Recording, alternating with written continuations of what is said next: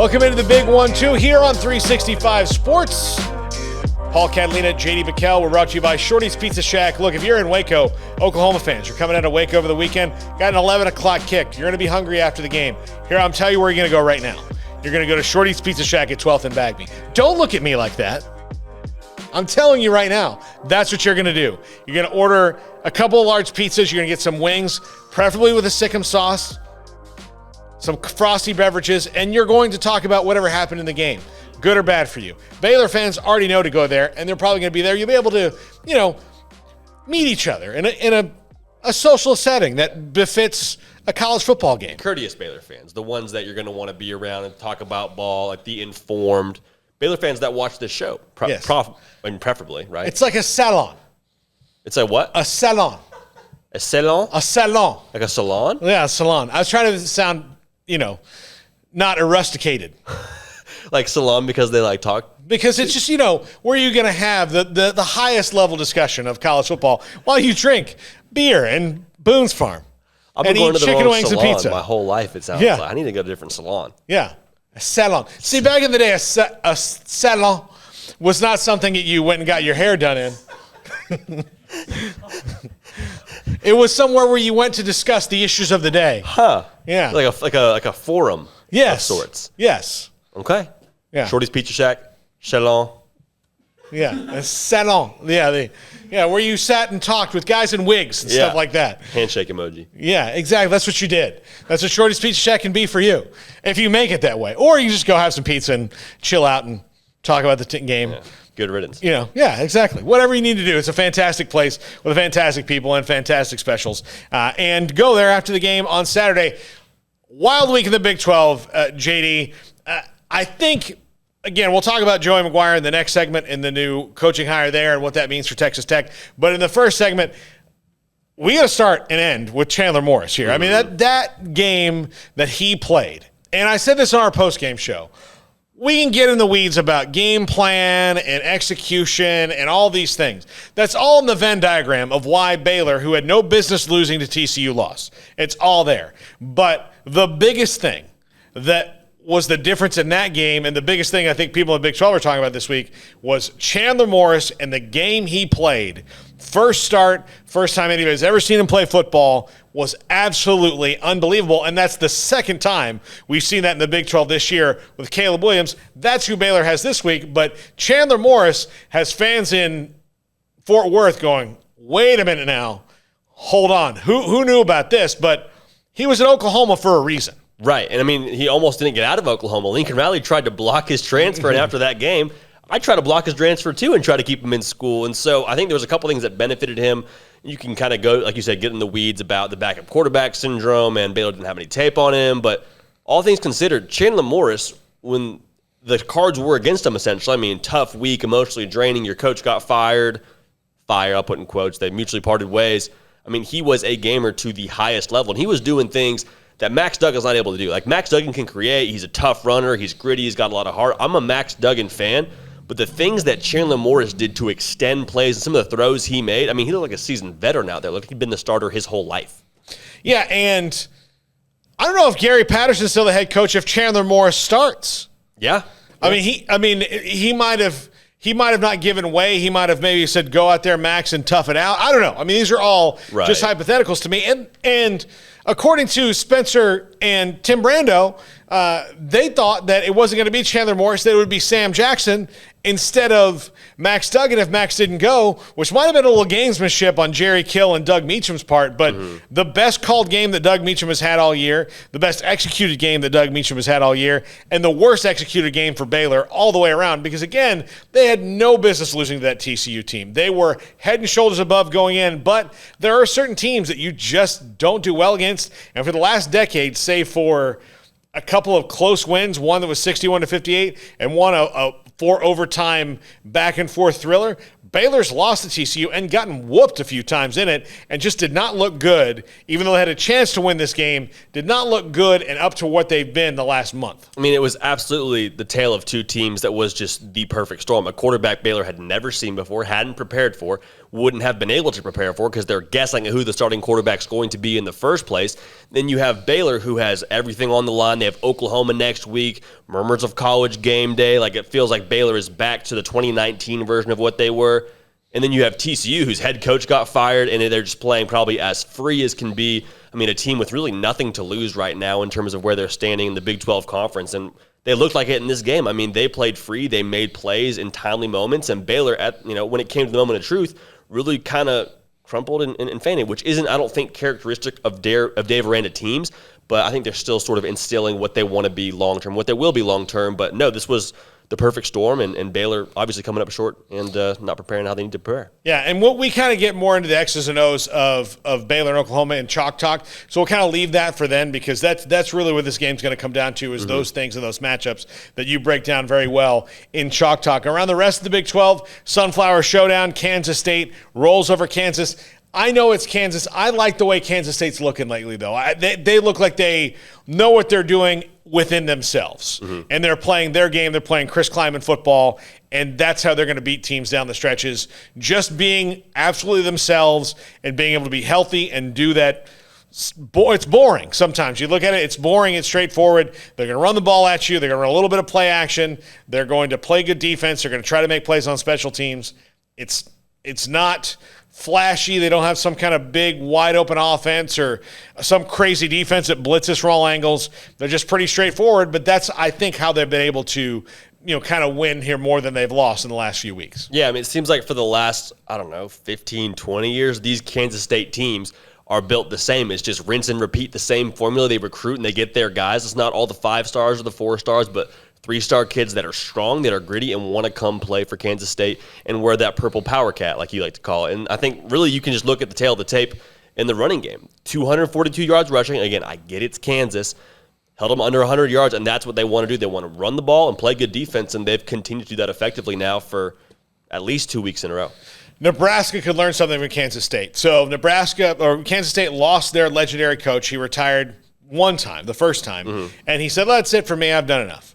And they went and hired Ron Prince, who did not keep Kansas State's identity. So what do? They went back to Bill Snyder and said, we need to reestablish our identity.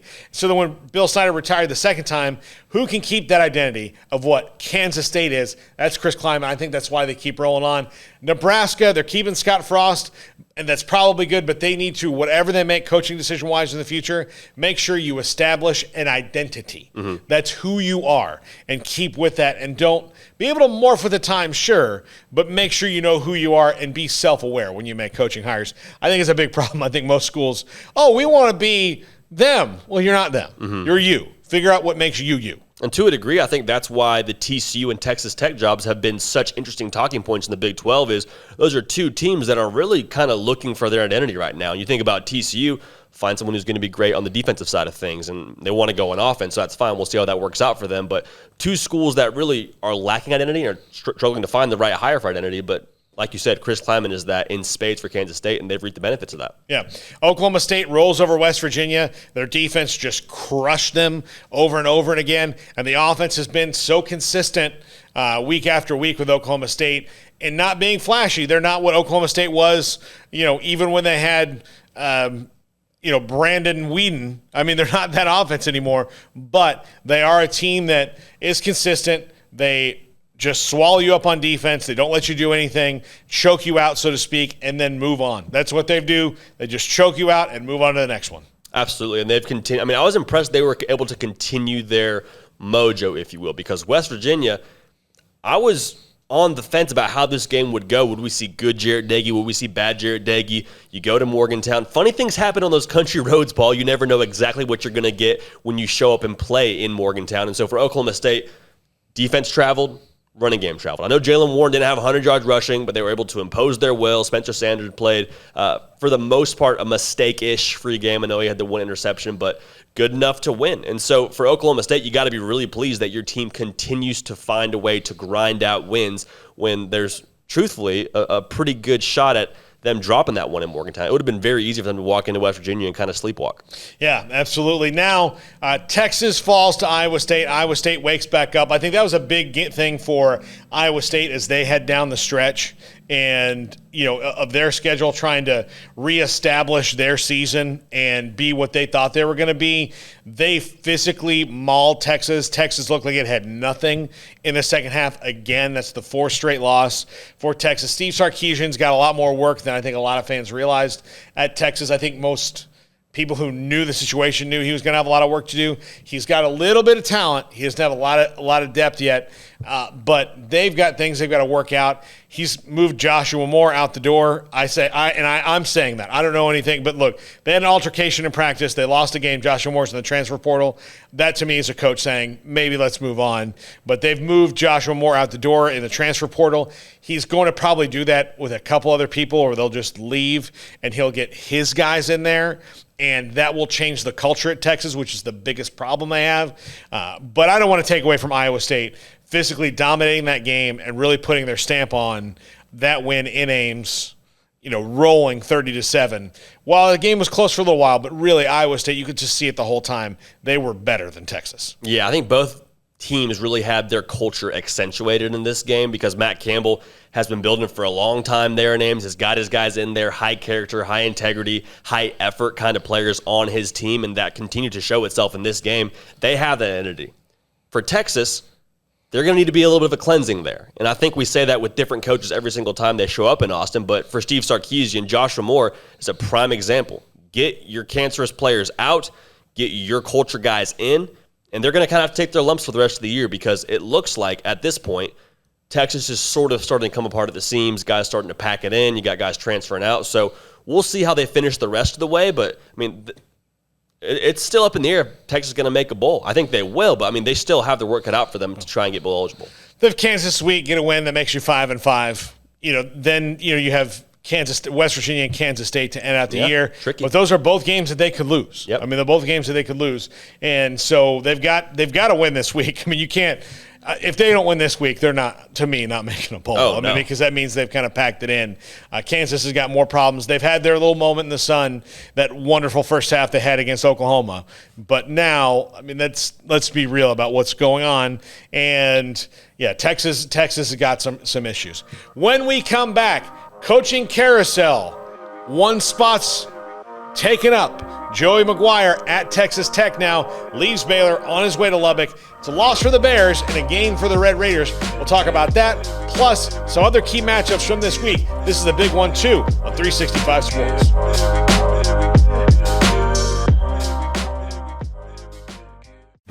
Shorty's Pizza Shack at 12th at Bagby is a homegrown, family-owned and operated must-visit pizza place in Waco. Fantastic pizza by the slice or get the whole pie to share. Great happy hour specials every single day, and it's not just pizza. Great wings. You have to try the Sikkim sauce, chili cheese fries, pizza pillows, and more. Dine in for a great hangout or carry-out. Order online at shortyspizzashack.com or do yourself a favor and bring your crew to the restaurant at 12th and Bagby. Shorty's Pizza Shack. Tell them Paul sent you by.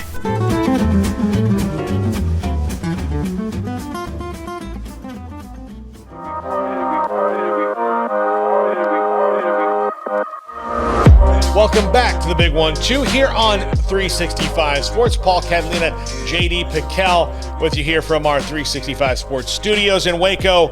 Brought to you by Shorty's Pizza Shack at 12th and Bagby. Look them up, shortyspizzashack.com if you're coming into Waco or if you live in Waco and you haven't been there. I don't know what you've been doing. They've been around for a while now. But get there. Have lunch there. Look, have 2 slices and a drink for $5.95. Mm-hmm. Great lunch special. And if you're not full, then you just spend another $6. Yeah. So you money well spent. Yeah. Again, you could gorge yourself for 12 or have a reasonable lunch for 6. So options. It's a salon. Yeah. It's like I said before, it's a salon of ideas exchanging.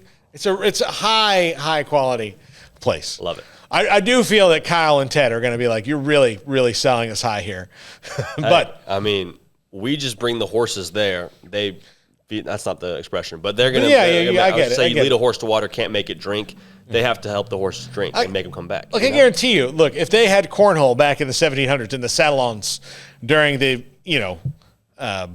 intellectual revolution, there, they would have played cornhole. I think we avoided the Great Depression. Yeah. I'm just saying. I'm just saying. Yeah, they did. They did. Yeah. So they didn't have places like Shorty's Pizza Shack. Again, we have a Great Depression. Hindsight's 2020. Look, yeah.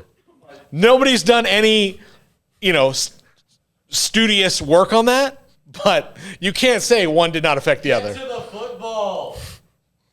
There we go. Hey, whose show is it, Jack? Our show. We'll talk about what we're going to talk about.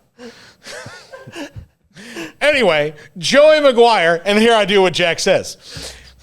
Joey McGuire, the new head coach at Texas Tech, leaves Baylor, and this was, I don't want to say it was kind of out of left field, but considering that they wanted Jeff Traylor or Sonny Dykes were kind of the two names we heard thrown around, you don't get Jeff Traylor because he re-upped with UTSA and kind of made his commitment there, took his name out of the Texas Tech running.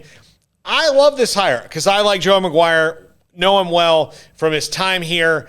He was an excellent high school coach at Cedar Hill. He's made the moves up. He's ready for this. I think he'll do a great job. He's going to recruit really well.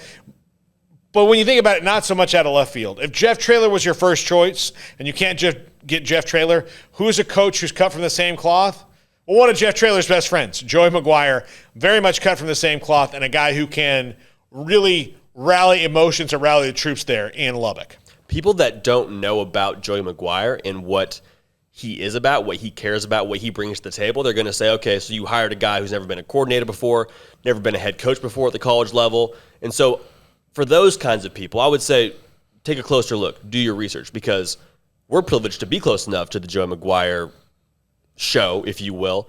And so we know he's going to be a great recruiter, which is one of the big things they wanted to see, ties in the state of Texas. And he's going to be a high culture guy, which they're going to provide an identity right away for Texas Tech. He's going to attract and keep guys on that roster that are going to help them build what they want to build in Lubbock ultimately. So, yes, is it not the splashiest hire, but as a whole, I think it's extremely quality hire, and those that know about Joey McGuire know that. Yeah, I think he'll do a great job at Texas Tech. I think that he's somebody who can, and I said this on our show earlier this week, in that I believe that most college towns are exactly the same. I mean, really, if you go through, they're all pretty much the same. Some are better than others, or depending on your opinion or whatever, they just fit your personality different. Mm-hmm. And most of them, you can say, well, that town's in the middle. Well, Stillwater's in the middle of nowhere. Okay, but people go there. Mm-hmm. Lubbock is one that you might have a little bit more, if it's 5% or 10% of. You can't, if you're going to go somewhere, you got to make plans ahead. Yeah. You can't just decide, hey, I'm going somewhere for the weekend, because you've got a long drive in any direction to get to somewhere else that's not Lubbock. So I think that's probably a recruiting thing that takes somebody who you are going to get to embrace the lifestyle of Lubbock. And I think that Joe McGuire is the kind of guy who can do that. Yeah, 1,000%. And you look at the previous hires, guys like Cliff Kingsbury, Matt Wells. I mean, you have to probably go back quite a ways to find a guy who actually was excited about being at Texas Tech. I mean, for a lot of people, Texas Tech was kind of like the footstep job, if you will, or the stepping stone job. And so Joey McGuire is fired up to be in Lubbock. Like, he is embracing this wholeheartedly. He wasn't a guy that had to make a move. I mean, he could have easily said no and continued to have a great job at Baylor and would have probably had another head coaching job at some point in the future. I mean, he was up for the Baylor job when Matt Rule left. I mean, he was a lot of people's first choice, including a lot of people on that football team that had a voice that probably carried some weight to be the next man at Baylor. And so the fact that he took this job tells me Joey McGuire wants to be there. And bravo to Kirby Hocutt for getting his guy, because it's obvious that they wanted him. Yeah. We do a pick'em segment, by the way, each week. If people want to know how the games are going to do, look for that pick'em segment. JD's trying to catch up to me. He's down by 3. Yeah. Some say getting walloped. Some debate that term. We'll talk about that at another time. But interesting games in the Big 12 this week, JD. In West Virginia, Kansas State is a toss-up game. I think we kind of both agree that it's a toss-up game. And I think Oklahoma State and TCU will be interesting to see. Is TCU the same team they were against last week against Baylor, or was that emotion? Yeah. I mean, I think a lot of it is going to be, is TCU able to create that magic with Chandler Morris? Because the quarterback situation is interesting, because backup quarterbacks have the luxury of walking into a game and nobody knows who you are. We don't know how you play because there's no film on you. And Baylor suffered from that. But for Chandler Morris, he's a guy that transferred from really what's been quarterback U the past few years in Oklahoma. So the guy can play.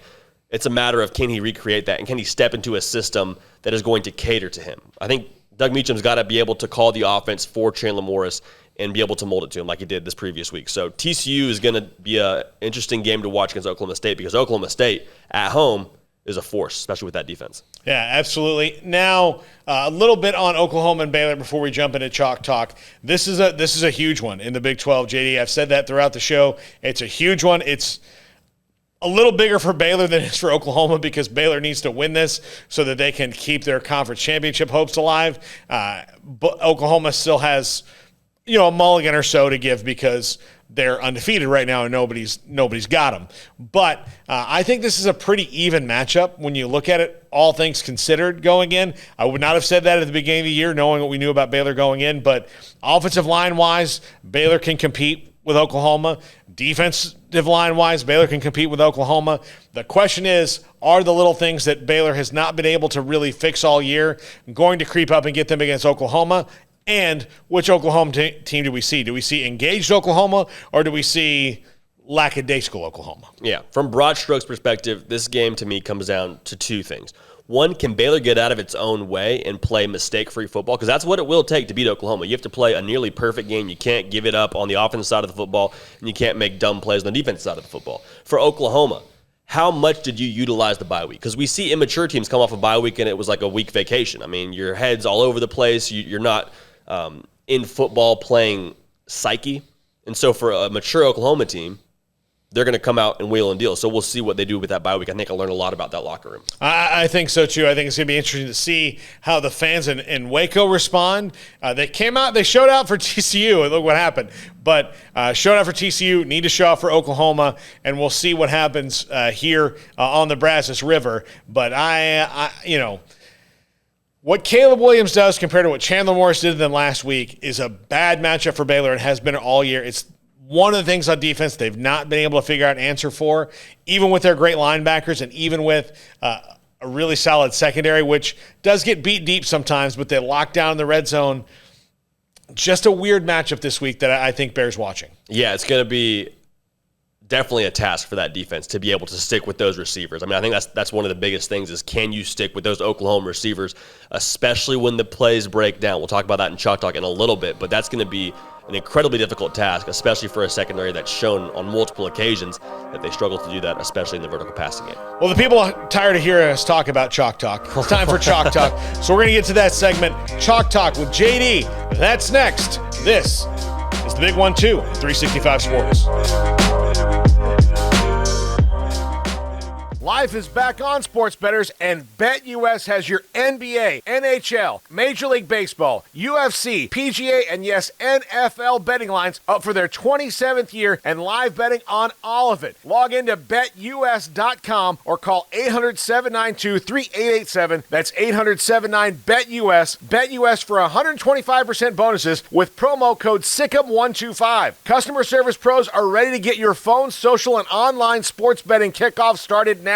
Play with the proven mainstay in the industry. BetUS. You bet, you win, you get paid. BetUS.com. Use promo code SICK'EM125.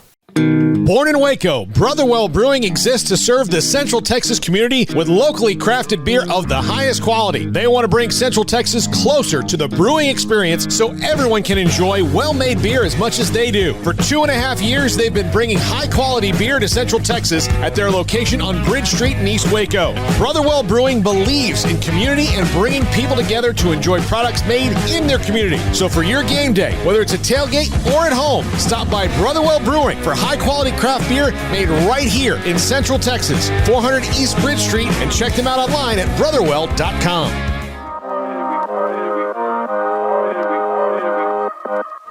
Welcome back into the Big 1-2, brought to you by Shorty's Pizza Shack here on 365 Sports. Paul Catalina, JD Piquel with you. It's time for Chalk Talk and Baylor, Oklahoma this week, JD. It's the big game in the Big 12.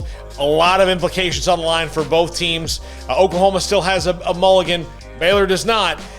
There are some things that Chandler Morris did this week that I worry about, that Caleb Williams can do maybe even to another level, and Chandler Morris played an unbelievable game against Baylor. Do you see those same things that concern you when you put Caleb Williams in the place of Chandler Morris and a better offensive line and a better running back and all that? Absolutely, and I think the tough task for Baylor was they had never seen Chandler Morris on tape, and so Maybe the advantage is you got the diet version of Caleb Williams before you had to play the real thing, but still, if you're a Baylor fan, you got to be a little bit concerned about what you saw on tape with Chandler Morris and what you're going to see with Caleb Williams. But for this game as a whole, I just want to break down just the 3 keys / matchup areas, if you will, that I think need to be addressed and will determine ultimately who wins this game. So one of the biggest, and you and I talked about this before, the unscripted plays. Baylor did a very, very poor job of handling these last week against Chandler Morris, a.k.a. Johnny Manziel Jr., a.k.a. Diet Caleb Williams. So we see it right here. Baylor tries to address this with a spy. They got Terrell Bernard right here, I believe he is. And he's going to spy. So what does a spy mean? Essentially, it means, hey, you have the quarterback no matter what. You are tied to him. So you'll see he doesn't necessarily rush. Takes his time, kind of mirrors him, essentially.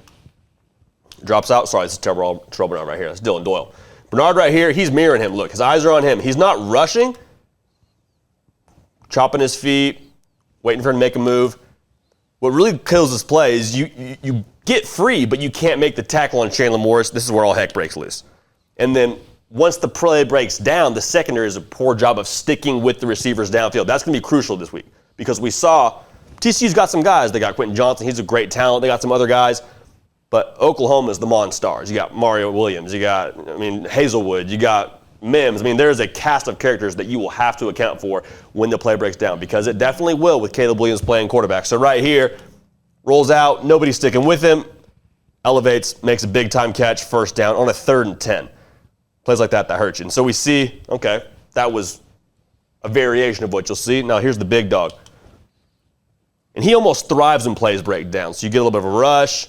He's not panicking. He does these 6-inch movements, which I think he takes advantage of. He's not quick to get out of the pocket. When he does, he's slippery. Boom, right here. He is dead to rights.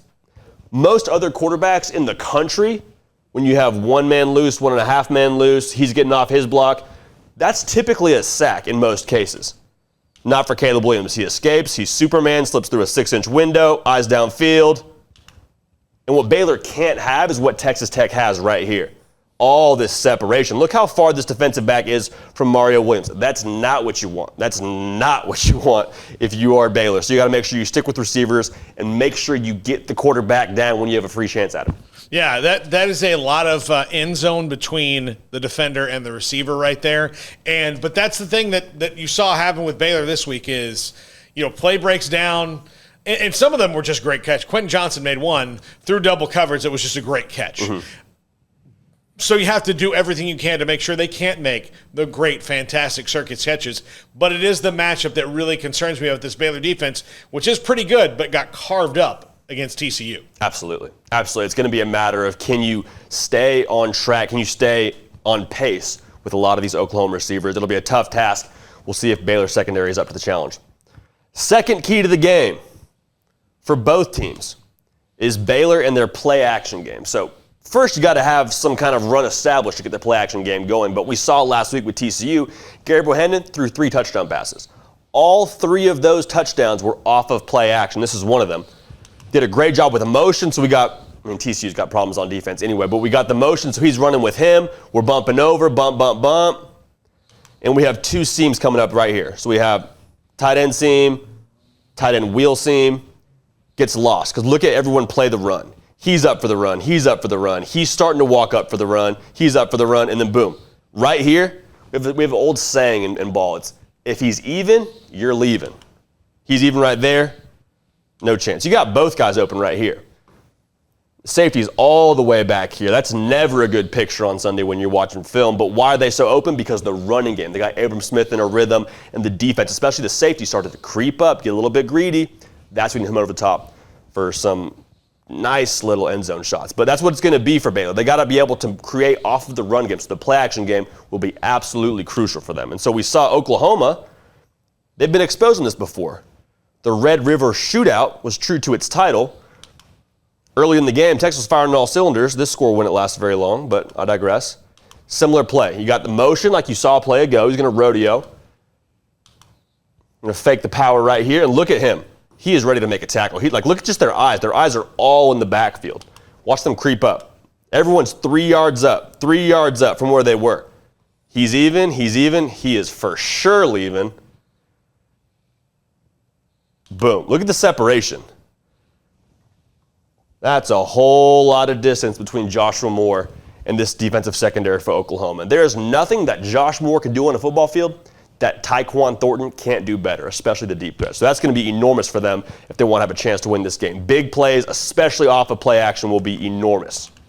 Yeah, and well, by the way, Joshua Moore no longer with the Longhorns in the portal. Tyquan Thornton's had a fantastic year. Scored 2 touchdowns in that game the other day. Almost had a third, not for a fantastic play by Travius Hodges-Tomlinson, but still, Baylor can make those plays. Can they make them repeatedly? Because they're probably going to have to trade score for score at some point during this game with Oklahoma. Absolutely. They're going to have to match the big plays. You can't have those, or I guess you could, but you got to make sure that you're matching firepower. I want to say, if you can keep Caleb Williams off the field, that's great, but if you're keeping Caleb Williams off the field, that's usually because you're running the ball effectively. When you run the ball effectively, opens up the play action game. And finally, we talked about the Baylor defense earlier in this segment. Defensive communication is going to have to be better for Baylor if they want to have a chance against this Oklahoma offense. Right here, we got a corner blitz call. So to the boundary, it's not an uncommon call right here. I don't hate the call by the defensive secondary here for Baylor. Got Raleigh Tejada, his eyes are inside, he's going to creep in and come off a blitz. That's fine. The only problem is our safety, for whatever reason, has no idea if I'm the corner that we're blitzing. So he doesn't come over. So we got him playing this way, he's playing up on the run. We got to account for this, guys. This is not a good look right here to have my safety with his back to this receiver right here who's running right up the field. So one, we got to get home. If we're Raleigh Tejada, we got to get home here on this sack, meaning we have to make sure we get the quarterback. We get to the quarterback. We can't just put on pressure. Second, safety's got to recognize we got a man wide open right here. This is not good. To be in trail position like this, a good, what do you call that, Paul? Like 10 yards off the hash from the receiver. Not a good look. Going to have better communication against Oklahoma if you want a chance to win this ballgame because he is all by his lonesome. Well, and look, Raleigh Tejada had no chance to get home there because the receiver is so open. Chandler Morris just had to flick it up in the air. Easy. I mean, the only defense that Baylor had on that play was a dropped pass. Yeah, 100%. And it's very easy to process a defense when your man is standing by himself 15 yards. Never a good look. I'm sure they heard about that in film. And so Oklahoma, to that point, is going to be difficult on Baylor. They're going to make sure that you have a bind, if you will. They're going to be kind of tricky with some things and make your defensive secondary commit. They're going to force you to be disciplined on defense. So right here, they have a play action. Fake the run, and then Caleb Williams does a great job of selling the fake. He's going to bend over like he's really running with the football and makes the whole secondary for TCU fly up, and Hazelwood just creeps right back here. Hazelwood creeps right back here. You have a concept right there, a little flood concept. Gets past his man. So look, right here, everyone's convinced it's a run. He's hunched over. They're running. He's trying to get off a block. Secondary is convinced this is a run play. He turns. Right here, they realize, oh, no, it's a run. It's a pass play. Run. Gotcha. All by himself. And so that kind of communication, that kind of discipline is going to be what it takes for Baylor to be successful against Oklahoma. It's going to take sticking to your keys, sticking to your reads, and not trying to be a hero. Everyone just do their 1/11th. You'll be able to have a chance against Oklahoma. Now, it's a chance. They're not going to have, it's not going to be a certainty if they're able to stop some of these plays, but it's going to give them a better shot to win the football game.